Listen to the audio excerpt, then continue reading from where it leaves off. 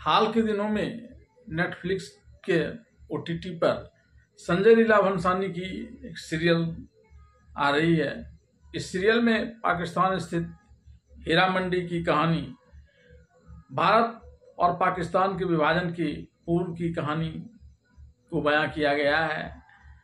इस फिल्म में जो सीरियल संजय लीला भंसाली ने बनाया है, उसके सीरियल्स में सोनाक्षी सिन्हा, मनीषा कोइराला, ऋचा चड्ढा जैसे कई प्रमुख कलाकारों ने हिस्सा लिया है और इसमें अलग अलग तरह से मूल कहानी से हटते हुए चटकारे ले लेकर कई कहानी बनाई गई है और इसके कई एपिसोड एक एक कर दर्शकों के पास आएंगे।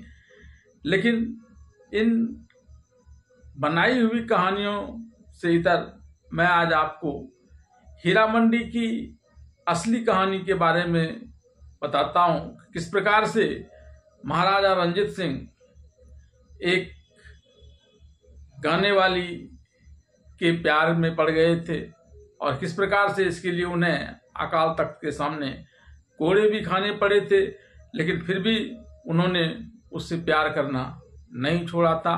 हालांकि तब हीरा मंडी बहुत ही प्रसिद्ध जगह हुआ करती थी और उसमें देश विदेश से कलाकारों को लाकर रखा जाता था और यहाँ नृत्य संगीत का अविरल धार हमेशा बहती रहती थी, जिसमें रसिक डुबकियां लगाया करते थे। और उसी क्रम में महाराजा रंजीत सिंह का मोहरा सरकार नाम के एक नर्तकी और गायिका से प्रेम संबंध बना था। कहा जाता है कि हीरा मंडी में पहले हीरा बरसा करता था, क्योंकि तब इसमें बड़े बड़े राजा महाराजा आया करते थे। लेकिन कालांतर में धीरे धीरे इसमें गिरावट आया और यह देह व्यापार का एक केंद्र बन गया। आइए जानते हैं महाराजा रंजीत सिंह मोहरा सरकार की कहानी। सिख समूह चकरवाकिया मिसल के युवा सरदार रंजीत सिंह ने 17 साल की उम्र में लाहौर पर कब्जा कर लिया और 1801 में खुद को पंजाब का महाराजा घोषित कर दिया। महाराजा अपनी सैन्य शक्ति के लिए जाने जाते थे, लेकिन सुंदरता और कला के भी बड़े प्रेमी थे। शाही मोहल्ले ने उनका ध्यान आकर्षित किया। मार्च 1802 में होली से कुछ दिन पहले रंजीत सिंह ने को मोरन सरकार के बारे में पता चला, जो हीरा मंडी के शाही मोहल्ले की एक 12 वर्षीय मुस्लिम नर्तकी थी। इसे सुंदरता का आदर्श मॉडल माना जाता था और वह गायन और नृत्य की कला में पारंगत थी। महाराजा ने इस नृत्य और संगीत के इलाके में रहने वाले उसके अभिभावकों को संदेश भेजा कि वह शाम को उनसे मिलने आएंगे। शाम को एक पतली लंबी लड़की जो टाइट चूड़ीदार पैजामा और लंबी सफ़ेद शर्ट पहनी हुई थी रंजीत सिंह के पास आई। फिर उसने उसे केसर के कुछ दाने वाला पान दिया। 6 संगीतकारों के साथ मोरन ने रंजीत सिंह के लिए गाना और नृत्य करना प्रारंभ किया। नृत्य में उनसे कदम, उनकी सुंदरता, उनकी लय, उनके हाथों बाहों, सिर, शरीर और पैरों की धीमी और स्थिर हरकतें मंत्रमुग्ध कर देने वाली थी।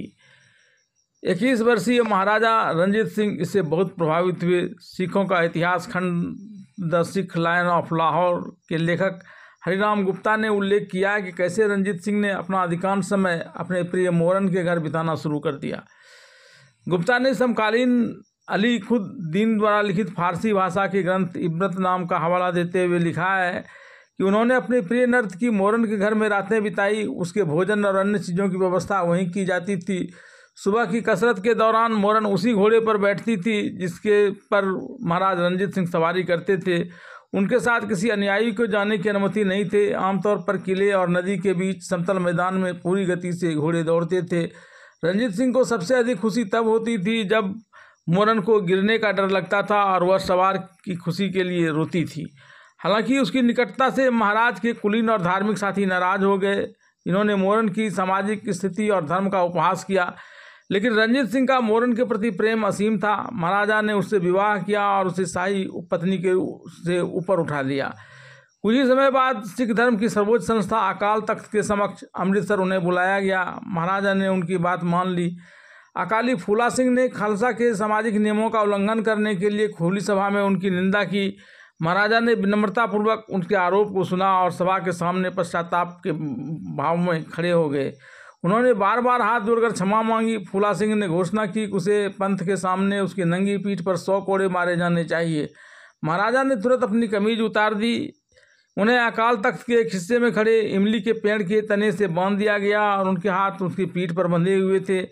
हरिराम गुप्ता ने लिखा, हालांकि दर्शक अपने पीर महाराजा को सजा भुगतते हुए नहीं देख पाए और फूट फूट कर रोने लगे थे, तब अकालियों ने जनसभा की भावना को स्वीकार कर लिया और महाराजा को सिर्फ एक पट्टा बांध कर जाने दिया।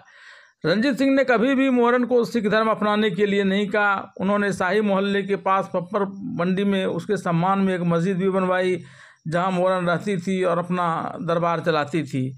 उसके नाम पर सोने और चांदी के सिक्के चलाए गए। इन सिक्कों में उन्हें मोहरन सरकार के नाम से संबोधित किया गया। रंजीत सिंह की लाहौर विजय ने शाही मोहल्ले की सांस्कृतिक और सामाजिक स्थिति को पुनर्जीवित कर दिया। बाद में महाराजा के प्रधानमंत्री हीरा सिंह डोगरा ने लाहौर के मध्य में स्थित शाही मोहल्ले में एक आर्थिक केंद्र, एक खाद्य बाजार के रूप में उपयोग करने की कल्पना की। हीरा सिंह डोगरा द्वारा स्थापित अनाज मंडी को हीरा सिंह दी मंडी कहा जाता था और उसके बाद धीरे धीरे इसका नाम हीरा मंडी हो गया। हालांकि कई लोगों का मानना है कि यह नाम उस जगह की महिलाओं की बेमिसाल खूबसूरती की वजह से पड़ा। हालांकि 1849 में महाराजा रंजीत सिंह की मृत्यु और पंजाब पर ब्रिटिश उपनिवेशीकरण के बाद हीरा मंडी में पारंपरिक नृत्य प्रदर्शनी का सांस्कृतिक पहलू समाप्त हो गया। विक्टोरियन युग की रूढ़िवादिता से प्रभावित अंग्रेजों ने सुसंस्कृत तवायफों और आम वेश्याओं के बीच कोई अंतर नहीं किया, दोनों को पतित महिलाएं करार दिया। इसके परिणाम स्वरूप वेश्याओं की आजीविका से नृत्य का पहलू समाप्त हो गया और इसके बजाय उन्हें गोपनीयता की आड़ में यौन कार्य तक सीमित कर दिया गया। इस चुनौतियों के बावजूद हीरा मंडी ने पाकिस्तानी सिनेमा के कुछ सबसे प्रसिद्ध सितारों को जन्म देना जारी रखा, जिसमें नूरजहां, मुमताज़ याती और खुर्शीद बेगम जैसे मनोरंजनकर्ता शामिल हैं, जो अब पड़ोस देश पंजाब पाकिस्तान में रहते हैं। आज जहां हीरा मंडी पहले जैसी नहीं रह गई, दिन में यहाँ एक सामान्य बाजार की तरह काम होता है, लेकिन रात में यह रेड लाइट एरिया में बदल जाता है, जहां महिलाएं देह व्यापार में लिप्त रहती हैं। हीरा मंडी की उन अंधेरी गलियों से अब भी दुर्लभ रोमांटिक कहानियां निकल कर आती रही होगी, लेकिन ऐसी कहानी नहीं है जो एक महाराजा को एक वेश्या से प्यार की कहानी से मेल खाती हो, जिसके कारण उसने उससे शादी कर ली थी।